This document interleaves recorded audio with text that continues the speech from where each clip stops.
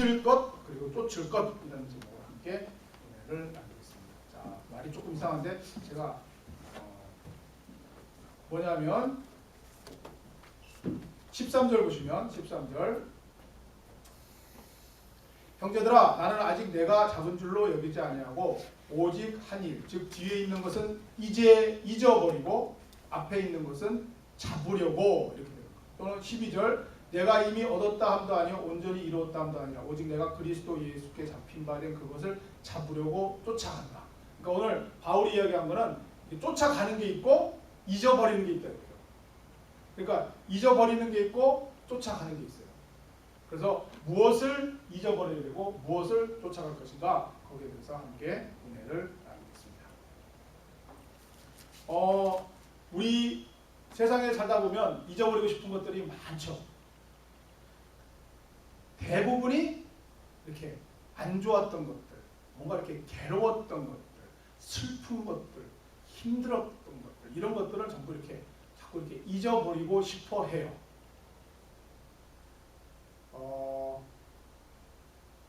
제가 알던 그 동네 아저씨 한 분이 있었는데 그분은 늘 그 동네에서 이렇게 술을 많이 드셨죠. 근데 저희 때 뭐 다들 술 많이 드셨잖아요. 저희 그 아버님, 삼촌들, 뭐 형님들 술을 정말 많이 드셨잖아요. 그런데 그분은 술을 많이 드시는데 유독 그 마신 후에 그 버릇이 나빴어요.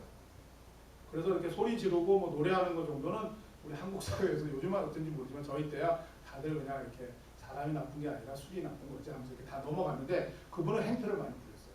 그래서 사람들도 많이 때리고 뭐 자기 가정에 있는 건 다 부시는 거 둘째치고 막 동네를 막 다 휘어잡으면서 막 그랬는데 그 어린 제가 이렇게 보기에도 좀 너무하다 할 정도였는데 동네에서 좀 그걸 다 이렇게 좀 이렇게 넘어가는 편이더라고요.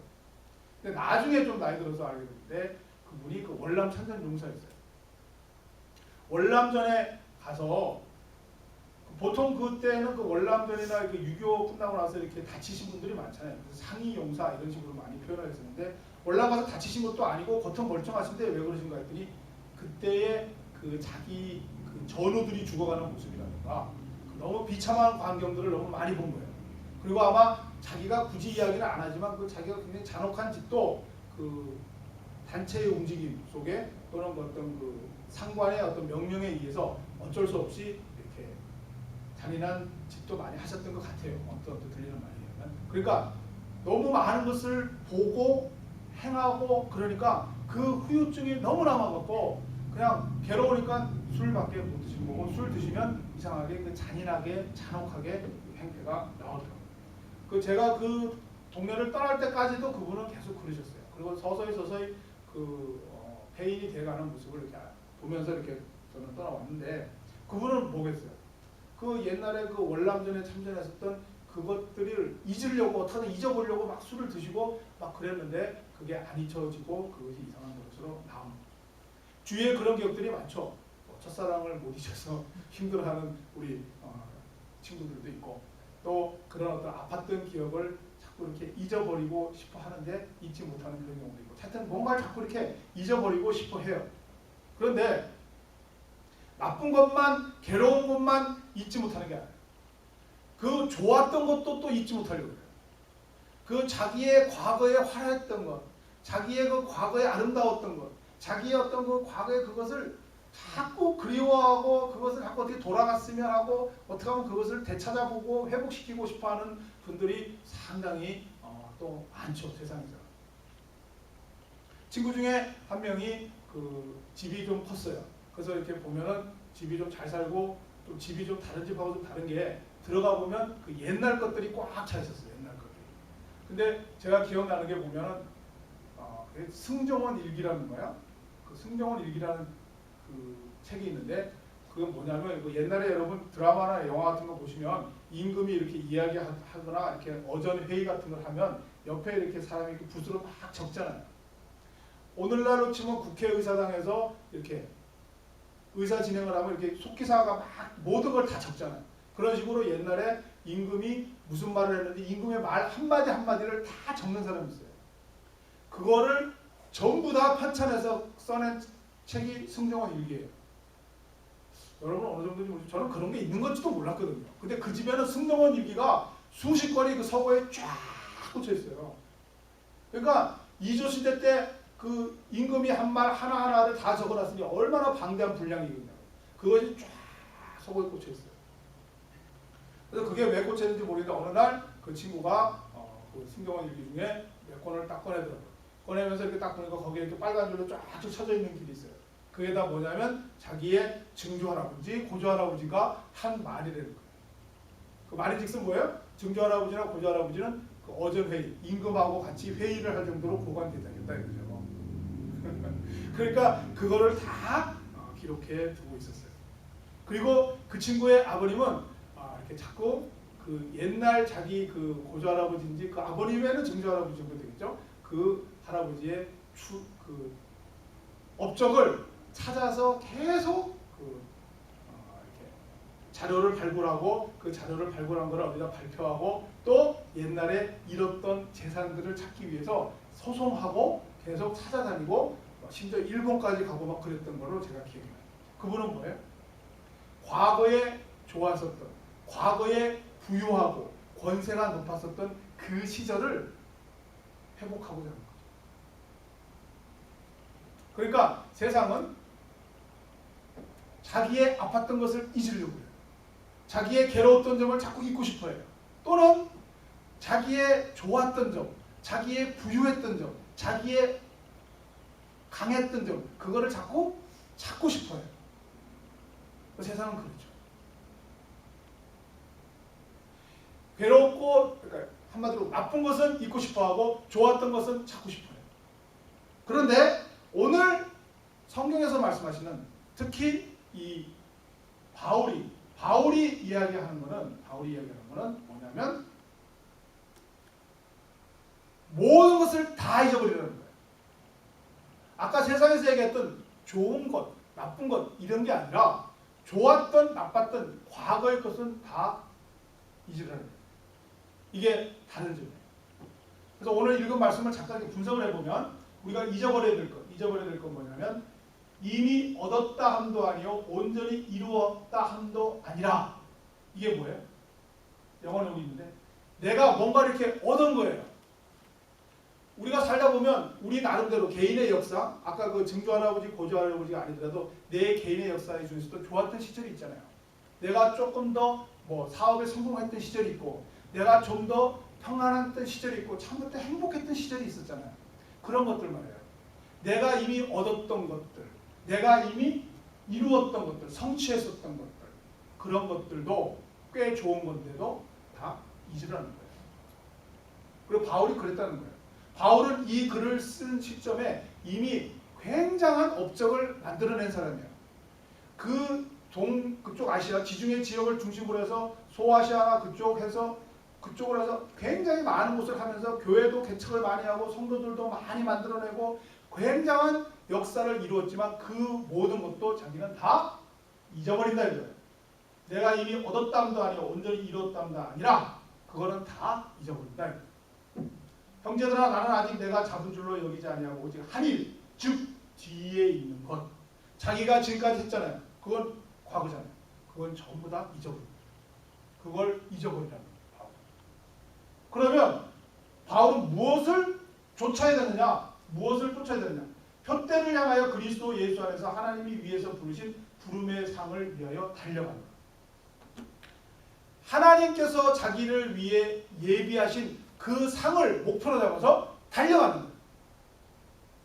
그러니까 우리가 세상에서 이야기하는 화려했던 것, 내가 많이 가졌던 것, 내가 뭐 높은 지위에 올라갔던 것, 그거 전부 다 잊어버리고 다 뒤로 여기고 앞을 향해서만 달려 나아간다는 거예요. 이게 성경의 진리예요. 우리 세상과 성경에서 알려준 거 굉장히 달라요. 우리는 과거가 굉장히 괴로웠던 사람은 자꾸 잊어버려요. 그리고 앞을 향해서 달려가려고 하는데 어떤 거예요? 그 과거에 괴로웠던 것이 더 좋은 것으로, 과거에 가난했으면 조금 더 부유한 것으로, 과거에 건강하지 못했으면 좀 더 건강한 것으로, 과거에 관계가 나빴던 것은 관계가 좀 회복되는 것으로 자꾸 그걸 향해서 나아가고 싶어하고 그러는데 오늘 성경에서 이야기하는 바울의 이야기는 뭐냐면 좋고 나쁘고 그런 건 다 뒤의 것은 무조건 다 잊어버리고 앞을 향해서 나가는데 그 앞은 무엇을 향해서 나가냐면 하나님께서 나를 위해서 예비하신 그 상을 향해서 나아간다. 자, 그럼 이게 도대체 무슨 뜻이냐? 우리 한번 굉장히 많은 예들이 성경에 나와 있는데 한번 여러분들이 그 성경을 한번 상기해 보면서 생각해 볼게요. 한번 생각을 해보세요. 아브라함을 보세요. 아브라함은 부자였다고 그랬어요. 그리고 괜찮은 아내와 사이도 좋은 아내와 함께 잘 살았어요. 그런데 자식이 없어요. 그래서 하나님께서 그 아브라함을 불러내요. 어디로요? 다른 이방 지역으로. 그러면 그 현재는 내가 잘 살고 있지만 현재 것을 포기하고 다른 이방의 지역으로 나아가는 거예요. 뭐를 바라보고요? 이삭을 바라보고 아들을 바라보고. 근데 아들이 안 생겨요. 25년 동안 참고 기다려요. 그래서 아들을 줬어요. 된 줄 알아요. 근데 하나님께서 그 아들도 또 바치래요. 죽이래요. 그러면 아브라함은 그걸 또 바치려고 해요. 그때 또 하나님께서 이삭을 또 살려줘요. 그런 모든 과정 속에 하나님께서 아브라함에게 원하시는 게 뭐죠? 현재에 머물지 말라는 거예요. 네가 지금 부잣집 아들로 살고 있는 고향 땅에서 머물지 말고 가나안 땅으로 이방 땅으로 가. 이방 땅에서 이삭을 얻을 때까지 이스마엘도 얻고 했지만 얻을 때까지 만족하지 말고 거기서 계속 노력하다가 이삭을 얻었어요. 된 줄 알았는데 이삭을 바치래요. 머물지 말라는 거예요. 하나님께서 아브라함에게 원하는 것은 계속 뭔가를 자꾸 이끌어 가시는 거예요. 요셉 있잖아요. 요셉. 요셉은 아버지 야곱 밑에서 굉장히 사랑받고 있었던 막내 아들 중에 하나였어요. 거기에서 머물게 해요? 아니죠. 형들의 질투를 유발시켜요. 그래갖고 형들로 통해서 요셉을 이집트 땅으로 노예로 팔려가게 돼요. 노예에서 또 자리를 잡아요. 노예에서도 너무 잘하기 때문에 그 주인 보디발이 요셉에게 굉장히 신뢰를 주고 노예의 대장으로 만들어요. 생활이 안정돼요. 지낼만 해요. 거기에 하나님께서 그대로 안 내버려요. 그 아내, 보디발의 아내를 통해서 감옥으로 쳐넣어요. 무고하게. 감옥으로 넣어서 죄수의 길로 들어가요.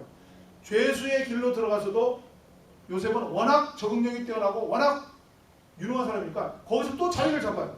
죄수 중에서도 또 반장이 돼요. 그래서 또 평안한 생활을 해요. 하나님이 그냥 내버려둔 아내 꿈의 해석을 시킨 바람에 다시 지상으로 올려보내요. 국무총리로 올려보내요.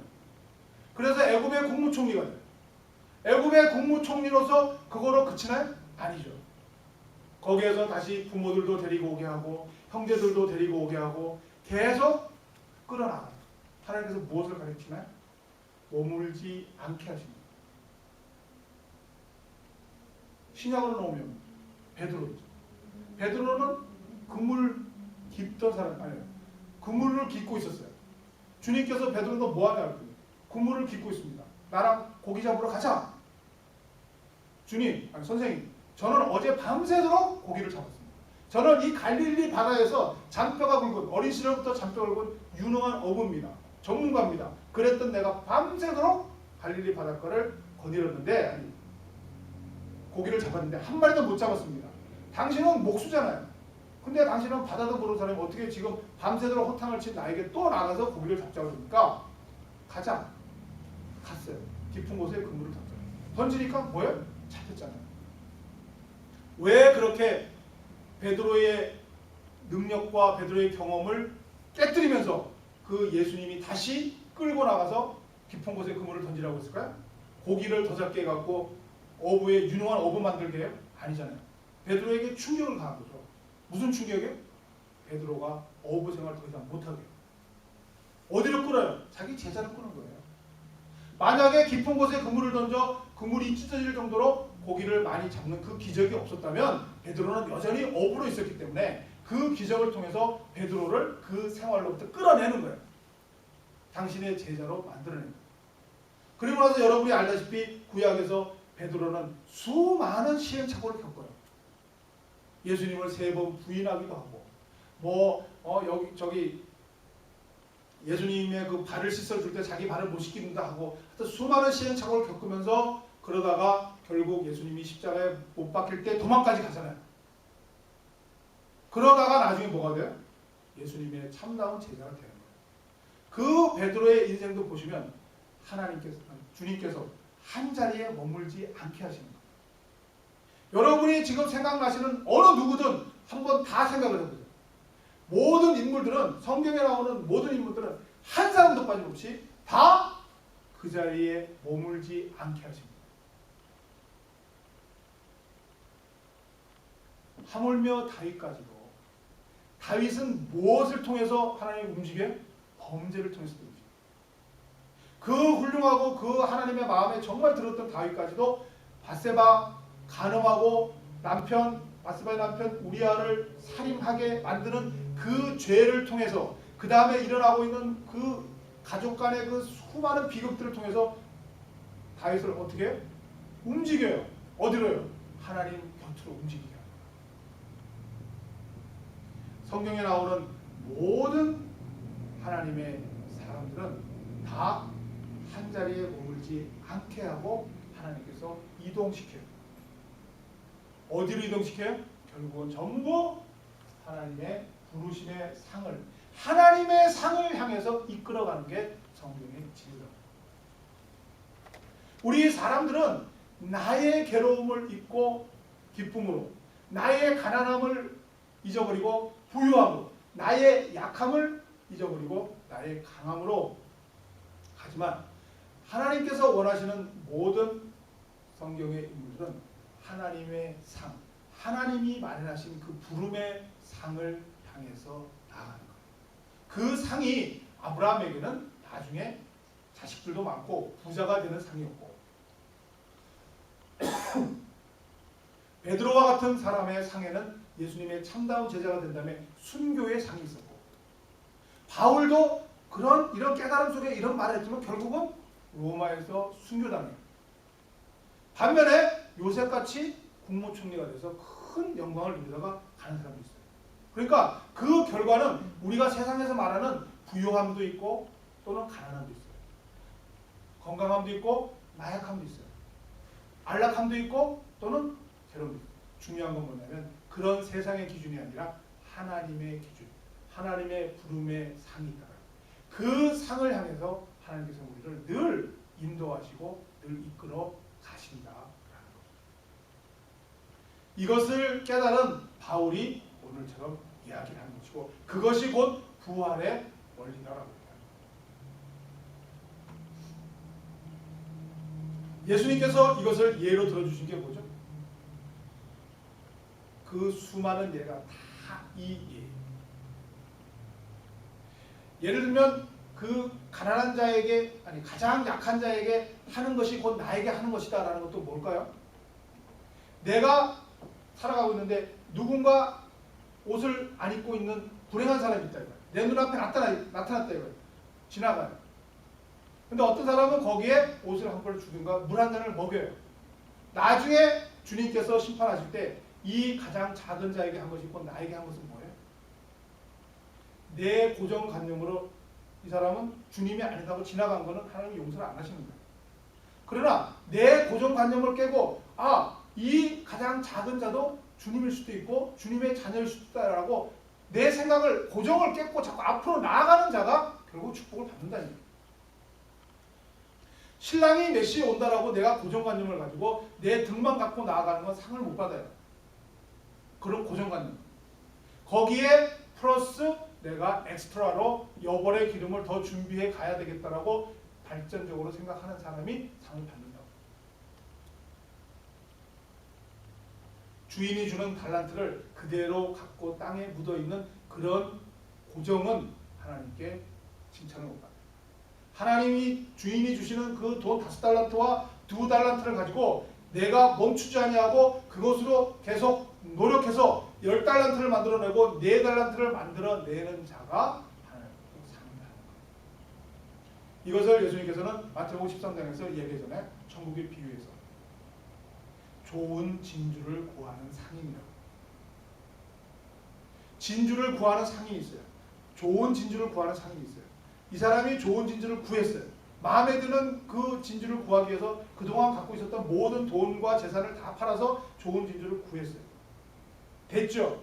그러나 예수님께서 뭐라고 그러세요? 그 좋은 진주를 구했지만 더 좋은 진주가 생기면 그 갖고 있었던 진주를 다 팔고 더 좋은 진주를 사라.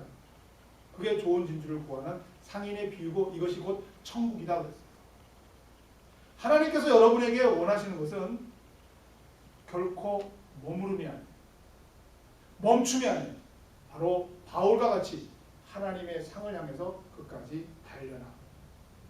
이것이 왜 축복이 되느냐면 이 원리를 깨달은 자는 결코 자기의 육체의 약함에도 굴하지 않고 앞을 나가요. 나의 환경이 부족해도 거기에 머무르지 않고 앞으로 나가요. 내가 아무리 사방을 둘러봐도 현재 물에 빠져 있단 말이에요. 그래서 나는 이제 물에 빠져 죽는구나. 가만히 있으면 물에 빠져 죽어요. 그러나 내가 이것이 물에 빠져 있다 할지라도 최선을 다해서 내가 노력을 한다고 해서 발로 벌거둥 치면 나중에 보니까 그것이 물이 아니라 우유였단 말이에요. 자꾸 발버둥 치니까 섞여서 섞이고 하다가 굳어지고 버터가 되는 거예요. 딛고 올라서는 거예요.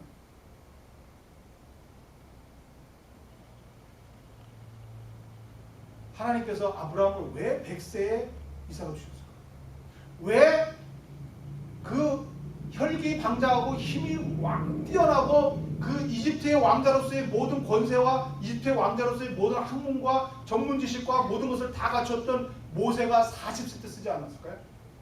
왜 40년 동안 그 미디안 광야에 넣어갖고 완전히 말도 잊어버리고 말 더듬이 만들어갖고 바보 같은 사람 된 다음에 80세 쓸까요?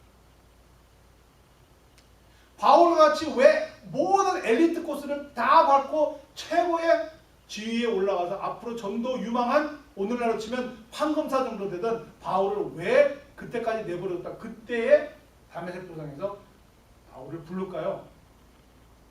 하나님께서는 그것을 오늘날 우리에게 전하는 메시지를 주시는 거예요. 여러분이 지금 나는 이제 그만.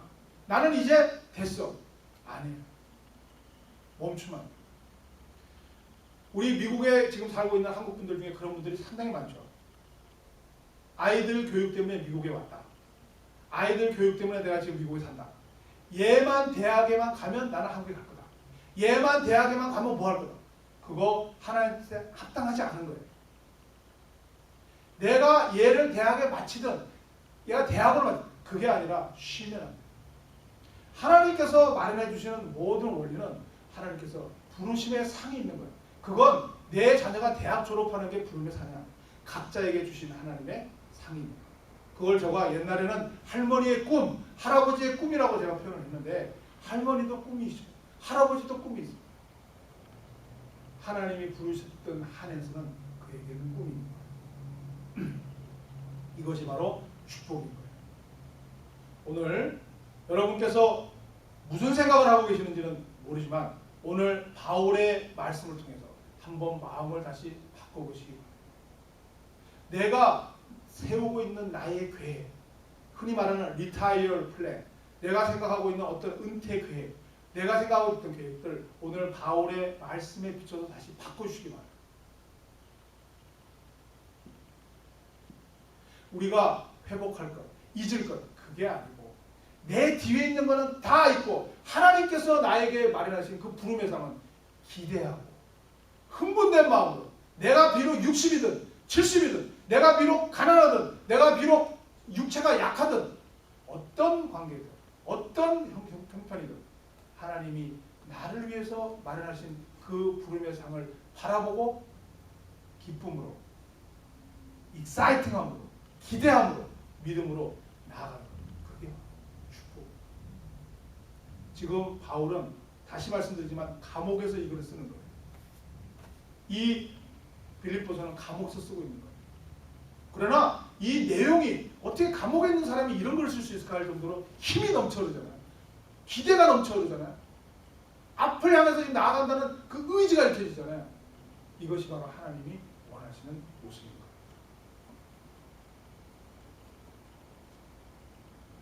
이 하나님의 은혜 속에 하나님의 부르심을 상을 향해서 나아가는 자에게는 모든 것이 항상 새로움의 축복입니다. 내가 여기서 머물고자 하는 사람은 모든 것이 항상 유스트된 거예요. 익숙한 것, 낡은 것, 그건 축복이 아니에요. 저주예요. 하나님의 부름의 상을 향해서 끝까지 나아가는 자는 늘 새로운 거예요. 내가 70도 새롭고 내가 80도 새로운 거예요. 그래서 늙은 나무에도 진액이 풍부하게 흐를 수 있는 축복이 바로 이 비밀 속에 있는 거예요. 여러분 절대 멈추지 마세요. 절대 세상의 기준으로 뭔가를 회복하려고 하지 마세요. 내가 아픈 거를 잊어버리고 좋은 것은 그거 다 뒤에 있는 것을 잊어버리고 오직 하나님이 여러분을 향하여 마련하신 그 상, 하나님이 여러분을 부르신 그 상을 향해서 기쁨으로, 기대함으로, 설렘으로 오늘도 나아갈 때 여러분은 결코 늙지 않아요. 시냇가에 심은 나무가 나이가 많다고 열매가 안 맺어요? 상관없습니다. 나이는 숫자에 불과하고 오직 하나님의 부름의 상이 여러분의 새로움으로 여러분을 더 젊게 만들고 여러분을 더 아름답게 만들고 여러분을 더 힘차게 만들어서 여러분 가는 곳곳마다 풍성한 하나님의 열매들이 맺힐 줄 믿습니다. 그것이 바로 나는 포도나무, 너희는 가지의 축복인 거예요. 하나님의 부름의 상이 여러분의 포도나무가 되고 여러분 거기에 꼭 붙어서 나아갈 때 여러분이 아무리 어렵고 힘들고 약하고 나이가 들어도 풍성한 열매가 맺힐 줄 믿습니다. 여러분 모두 그런 축복 속에 표대를 향하여 하나님의 부르심을 상을 향하여 나아가는 표대를 향하여 나아가는 축복이 여러분 위에 넘치기를 예수 그리스도 이름으로 간절히 부탁드립니다. 기도하겠습니다. 하나님 아버지, 바울이 감옥 속에서도 표대를 향하여 나아간다고 했습니다. 아버지 하나님, 저희들도 이 세상의 기준을 가지고 내 나름대로의 계획을 가지고 또 이제 나이가 50이 넘고 60이 넘어가면 나름대로 리타이어 플랜을 세웁니다. 오늘 주님의 말씀에 근거하여 우리의 모든 계획을 다 수정하게 하여 주시옵소서. 하나님께서 마련하신 그 부름의 상이 우리의 리타이어 플랜입니다. 하나님의 표대가 우리의 은퇴 계획입니다. 하나님을 향하여 하나님의 그 부름의 상을 향하여 끝까지 기쁨으로 설렘으로 기대감으로 나아가는 하나님의 귀한 제2의 바울, 제3의 바울이 되게 하여 주시옵소서. 예수님 이름으로